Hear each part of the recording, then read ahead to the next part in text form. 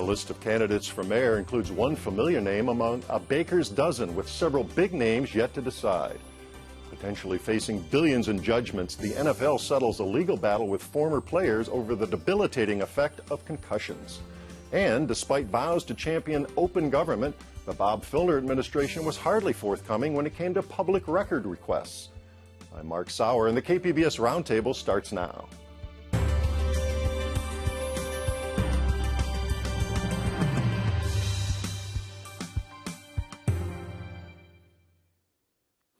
Welcome. It's Friday, August 30th. I'm Mark Sauer. And joining me today on the Roundtable are reporters Joel Hoffman of Voice of San Diego, Liam Dillon, also of Voice of San Diego, and sports writer Jay Paris. The pressure built for 6 weeks, and Mayor Bob Filner finally agreed to resign effective today after a score of women accused him of unwanted sexual advances. Now the question is, who's going to replace him? The campaign sprint to special election day in San Diego on November 19th has already begun. So far, more than a dozen candidates' hats in the ring. Let's take a look at the names so far. And Liam, only one name, Nathan Fletcher, has any real recognition at this point. Let's start with him. Tell us about his curious journey from one side over the fence to the other. Right. So Nathan Fletcher, mid-30s, lifelong Republican up until March of 2012, when he sort of famously told the Republican Party that he was leaving and becoming an independent, became sort of a national cause celeb. David Brooks of the New York Times wrote a glowing column about him, but Fletcher ultimately finished third in the primary behind Carl DeMaio and Bob Filner. Then this past May, Fletcher decides, okay, now I'm going to become a Democrat. So he re-registers with the Democratic Party, and now he's running as a Democrat for mayor. Now, we should point out in May, of course, that was before all of this broke in early July. He really wasn't running for anything, just positioning himself in his new party. Right. Yeah. And now he is, obviously. Right. Well, it's interesting. I mean, you certainly have to at least appreciate the gumption of a guy who 18 months ago told the Republican Party that he, proud of a vote to literally eliminate welfare, now trying to be the Democratic standard bearer in a mayor's race. I mean, it's just a tremendous turnabout in a very short period of time. And how does he explain why he switched in this whole transformation? Well, as part of it, too, he sort of said that there were things that he told the Republican Party that he did not believe when he said them to the party. Okay. And so it's just, he said, I'm finally comfortable with who I am. But I think he has a huge sell to voters who understandably look at his past record of votes when he was in the state assembly, look at his past rhetoric, and wonder whether they can trust the guy or not. Yeah, that's the chameleon aspect here, which will be a factor in this campaign. Now, these other folks here, this long list here that we've looked at, any names that pop out or really have a realistic chance in this short campaign season? Among those who've already formally declared? Yes. Well, there's a gentleman, Bruce Coons, who is the head of a preservationist organization, probably best known for helping to kill the Irwin Jacobs Balboa Park plan. He could sort of potentially play a small spoiler role, pick up some votes similar to how in the last special election there were some candidates, the New York Mike and Pat Shea, who advocated for bankruptcy. These guys taking maybe 3, 4, 5% of the vote. I could see Coons playing the same role, but aside from Fletcher, there's no real candidate. Yeah, because he's at least got an organization, the Historical Society, who would presumably support him and come out and all. So any idea why people with no obvious chance to win an office like mayor of San Diego would he actually run? Now, some of these folks may drop out and never actually mount a campaign, but why? Is it just an ego trip, or do you think it's really cool to be mayor, right? I mean, it's a pretty cool job, right? I mean, you get to stand up and cut ribbons with giant scissors and sign big checks. But if you have no chance to really get there, I mean, hey, but we're talking about him now, right? That's true. And their names are plastered all over TV, and it's kind of nice, right?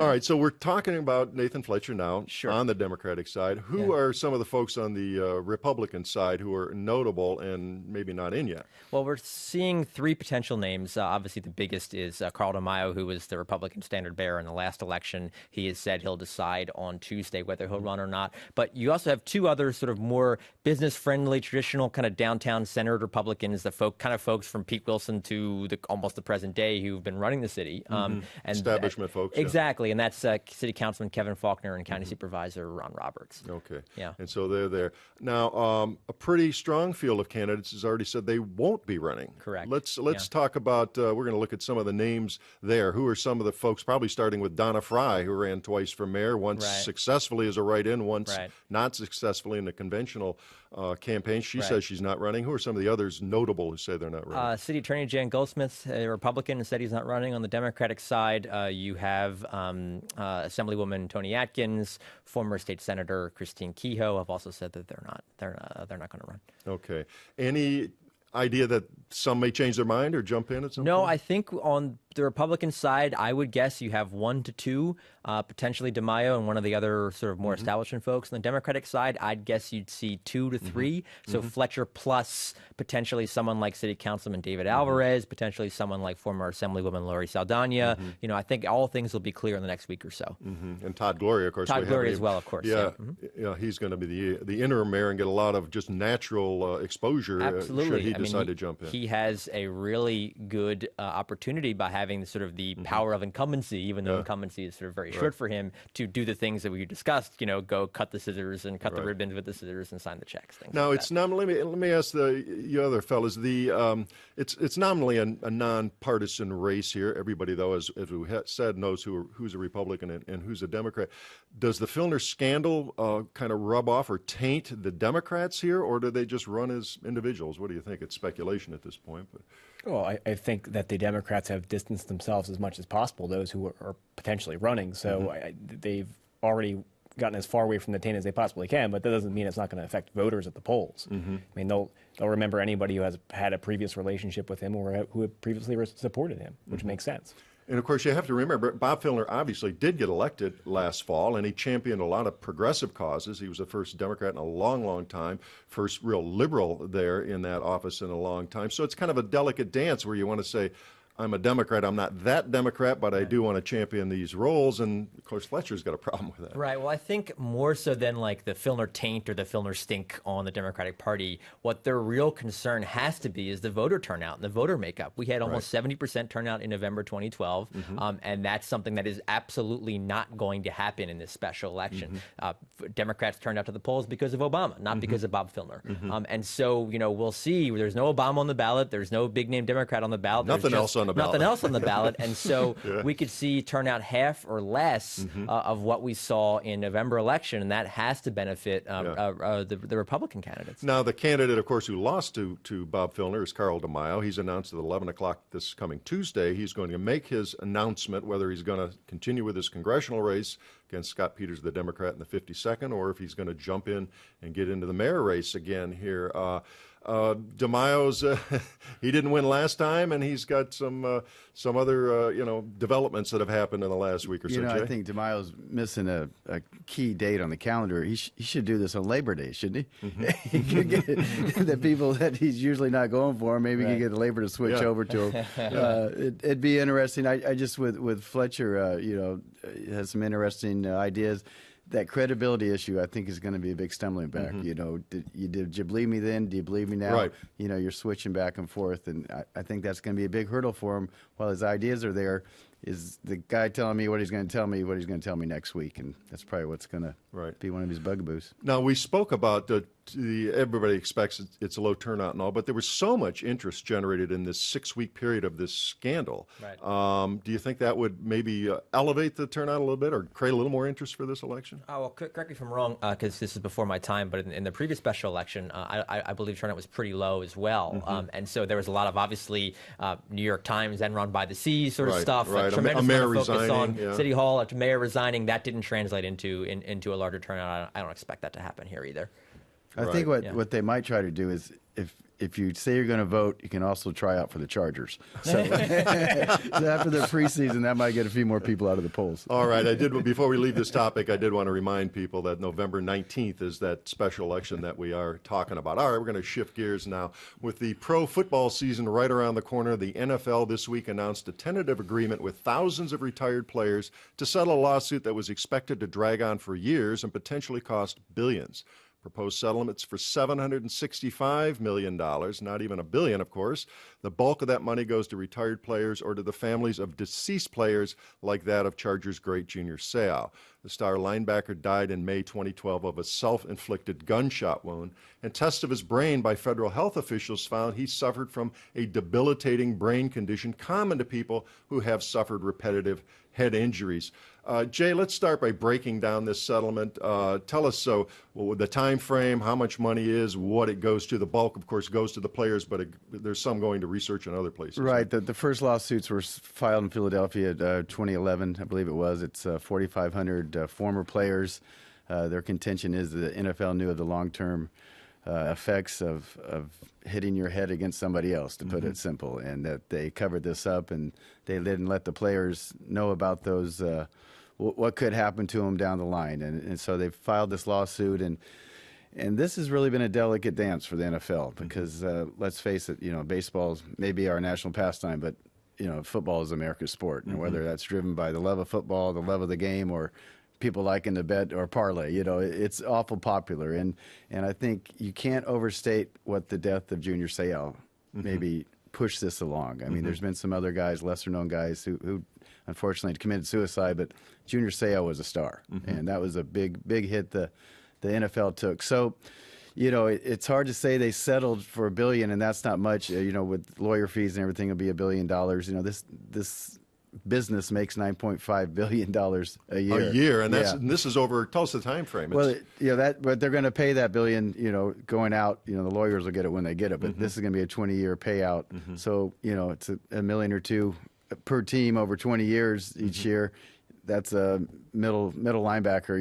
Not even a start or something. So, the other side of the coin in terms is of the cost of the teams themselves per team, right? The other point of the coin, though, is when you settle, usually you're not really sure you're going to win. And while, there's mounting evidence that certainly, running into somebody with the force they do and the violence they do. The science is starting to get pretty clear. It is. It's getting clear, but it's still a little murky. And even during a game, if a guy gets hit or, in the old days had his bell rung, you can tell maybe, and maybe you can't. What you can't tell is 20 years later and 3 decades later is when he's suffering dementia. Right. So without that, and they were also fearful of going into a long, drawn-out court battle. Right. A lot of these guys need help now. Right. We're going to take a little look here at some of the breakdown on all of this. And about half that money comes up front now, and then, as you say, over 17 years it pays out. And then players, and they get it in different ways in terms of how many years you've played, not necessarily the position you were in or no, and also what your symptoms are. If it's Alzheimer's, it's one amount. If it's a CTE, it's another. And that's another thing about the brain injuries. A lot of you guys, they can't tell till after they're dead, and they get in there and really get the autopsy. So, and that's what we saw. Of course, we saw Junior Seau, the Chargers' great player. Certainly so, and a lot of it's going to, actually with all those people, they think it's about $170,000 a piece per player, which doesn't sound much unless you're hurting. You're hurting, and I've read some comments from longtime players that say, I'm paying $8,500 a month for meds right now. I didn't really make that much. So this money coming in is going to help me right now. Might not live to see a settlement. Right, but surprised me a little bit. There was nothing in this about the current players, and that, I mean, they're still they got to still put some hay in the barn. How they're going to do, how they're going to factor all that in with the current players, but. They admitted guilt without admitting guilt. Right. Once they admit guilt, and then they'd really be susceptible to paying out some big sums. It does almost seem comical, though. You see their statement and saying, we're not saying at all that hitting your head repetitively from Pop Warner on up through high school, college, and the pros is a problem. So that's the beauty of a no-fault settlement, though. You get to wash your hand. We just gave them money we'd like to give them money. I mean, we're not admitting any culpability here, and of course, we recognize that they are, in fact, injured, but... This money will wash the deal clean. Yeah, go ahead. A question, Jay, to what extent do you think that this, I've seen sort of conflicting ideas and reports on this, sort of ends or mitigates the concern about concussions in the NFL? I mean, obviously this was the largest thing from a financial perspective that was hanging out there, but as far as the sort of constant reporting and investigation and discussion about this, how much do you think that this settlement affects the discussion? Settlement, not only does it go to the people that have been affected, but it's going to research, and it's going a big chunk of it's going to medical, more tests, and And concussions are, from the Pop Warner High School. I mean, people now talk about it, and now it's not the badge of courage. Well, he got hit, bell rung, boy, he got right back in there. I still think there needs to be more independent doctors on side of the games. I'll mention a few years back when Chris Dillman went down in the Chargers-Jets game, and for some reason I had my binoculars on him. He got staggered, and it was clear he was in some sort of duress. But they're calling the plays, and they're substituting, and they're, it's a football game. It's, controlled chaos. Yeah. It seems like you should have one independent doctor looking at the players at all time, and have that independent eyes. Because, you're asking these trainers and doctors to pull a guy out from their employee who's trying to win a game. And I know even if they're not trying to do it, the conflict of interest there is huge. And there's got to be an independent board of doctors to watch these guys so they don't get hurt further. But they are more, in recent seasons, they're far more cognizant of this, because they'll have, at least, I know in hockey, which is a sport I follow more than football, frankly, they'll go into a quiet room, they'll be evaluated immediately when they take a shot to the head, and they're certainly more aware of it. They're aware of it. Now, are they being benevolent, or are they covering their backside? You know, so a lot of that is... they're looking down the road too, because they know the flood of lawsuits that have already come their way.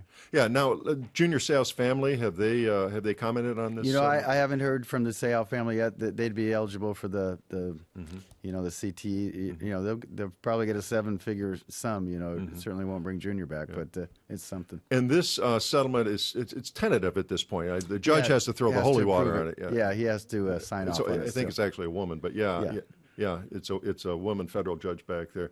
Now, we talked about the concussion issue. Do you think it taints the game? Do you think some fans are now just turned off because of the violence of the game, so many injuries?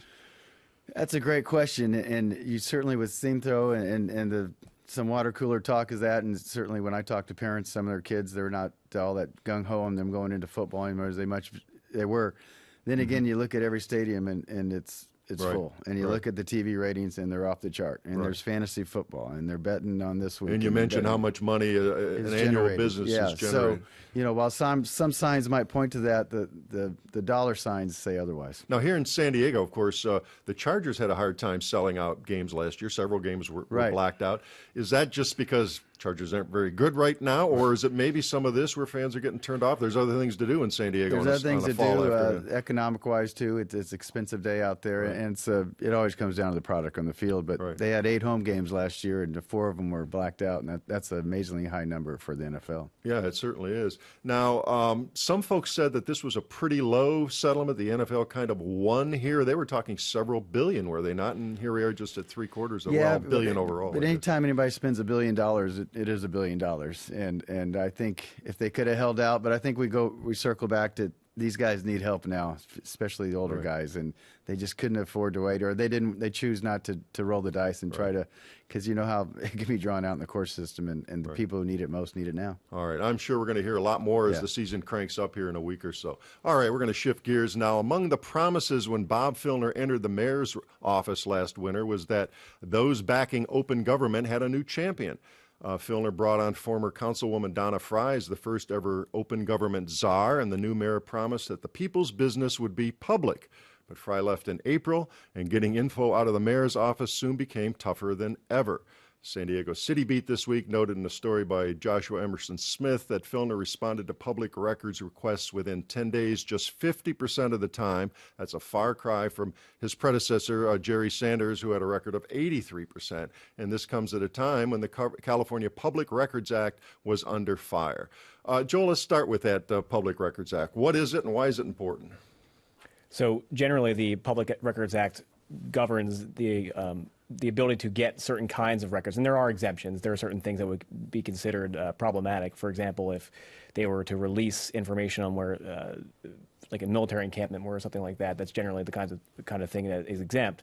However, most of the government's documents are considered public on a day-to-day basis. And nonetheless, people have run into tons of problems trying to get them answers to very simple questions. I mean, Liam just last week or so was trying to figure out where the mayor is, which is a very straightforward question, and answering that seemed to be very difficult. And as far as documenting with his calendar, that also became a problem for a number of people. Isn't that pretty routine? We've all been reporters in this town a long time. The mayor's calendar, the council member's calendar, that's just pretty routine stuff in terms of a request, right? Well, it's not just that. I think reporters tend to complain about this a lot, and I think rightfully so. But I think what we all have to do a better job of emphasizing is that it is not like the media records law, like this is the public records law. And this is something that it just simple. Taxpayers pay for these things. Taxpayers, no matter who they are, not just the press, are entitled to all sorts of information. You know, where their money's being spent, how people are talking about how their money is going to be spent. They own the information. They own the information, and so they by law have access to it. And when barriers are put up,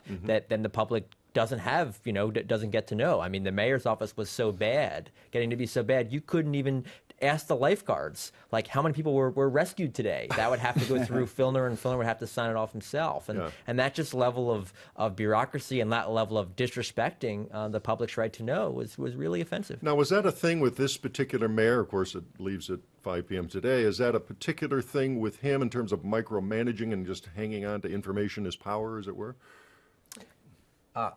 Maybe we'll find out with sure. mayor. And and Sanders was better, but in my experience, I mean, I covered the Sanders administration for 3 years. He wasn't very good. He would play favorites, and folks who wrote things that he liked would get information quicker and be able to talk to folks, whereas folks who wrote information that he didn't like had to spend more time and kind of beg, borrow, and steal to try to get the information. That again is not just about the media. It's the public's right. Absolutely. Now, this act across the state was under fire here recently, and what's wrong with the act, and how's it actually working here and elsewhere in California?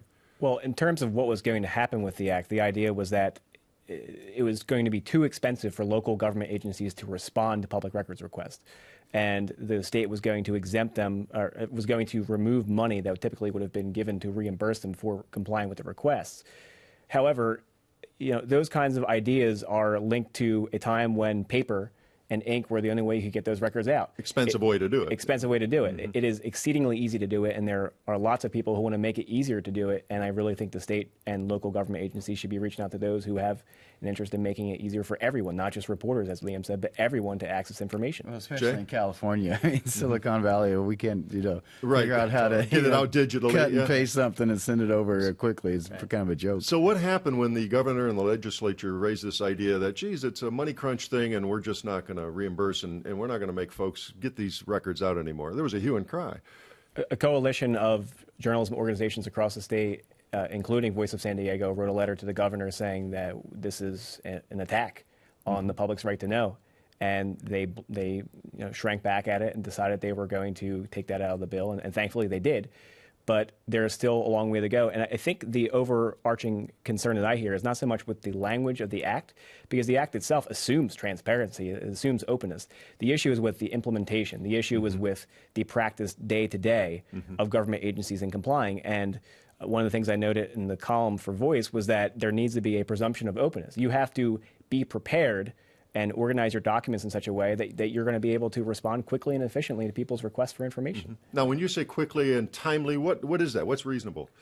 Well, the 10-day window to respond. Maybe 10 working days then? Yeah, it depends on the complexity of the information. If it's something as simple as the mayor's calendar, I think taking 10 days is kind of way ridiculous. too long. If it's something as complicated as trying to understand how the procurement process worked for a very technical item, say it's some sort of sophisticated computer software or something. I get taking longer to do that, particularly if there's something in there that may be proprietary, competitive. Yes, absolutely. Yeah, so there are some reasons. What are you guys make requests all the time, of course, as reporters. What are some of the reasons that are reasonable that say, well, we're not going to give you this or we're going to redact some of this information? Sure, I think that some things like the mayor's calendar, hey, this particular memo that was sent, those sorts of things should be turned over immediately. Right over, But hey, if I ask for 6 months of emails, then I expect to wait a while, and that's totally fair. And that's totally fair. But again, I mean, I think there are ways to do things like, and there's things the mayor promised that he never followed through. He promised not only to release his calendar, but to put it up online. He promised to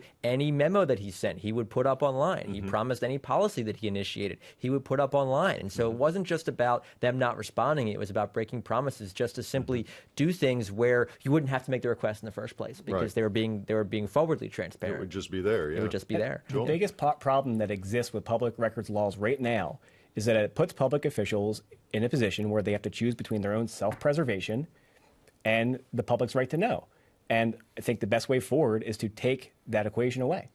Get an independent ombudsman or somebody who can impartially decide whether or not those records ought to be public. And this could be problematic in its implementation, and it has to be done well. But you really should take away that conflict, because that would increase the likelihood of getting those records out. You had some other recommended changes that could help strengthen this act. Can you give us the high points of those? Sure. The thing that I said that I thought was most important was to add language to the act that would add a presumption of openness. So the idea is that you better assume from the beginning that somebody's going to request this document someday, and therefore you should organize it in a way where you can get it out quickly, instead of going to dig through old files to see if it's there. The other two things I suggested were really tapping into the tech community, who want to help get this information out there and make the process easier. And it's unacceptable when you see that somebody has scanned a Word document that they've printed out and put it back online as a PDF, when you can easily click, with a couple of clicks, make it a PDF that's searchable. Yeah, they're just giving you hurdles there. And a few seconds to have left. Any sanctions if you don't comply now? Or? They're too weak, and there really ought to be, at the very least, civil sanctions that are serious, of a high dollar amount, or a possible threat of criminal charges for obstruction of democracy. All right, we're going to have to wrap it there. That does it for us on this week's edition of the KPBS Roundtable. I'd like to thank my guests, sports writer Jay Paris, Joel Hoffman of Voice of San Diego, and Liam Dillon, also Voice of San Diego. Reminder, all the stories we discussed today can be found at our website, kpbs.org. I'm Mark Sauer, Senior News Editor at KPBS. Thanks for joining us today at the Roundtable.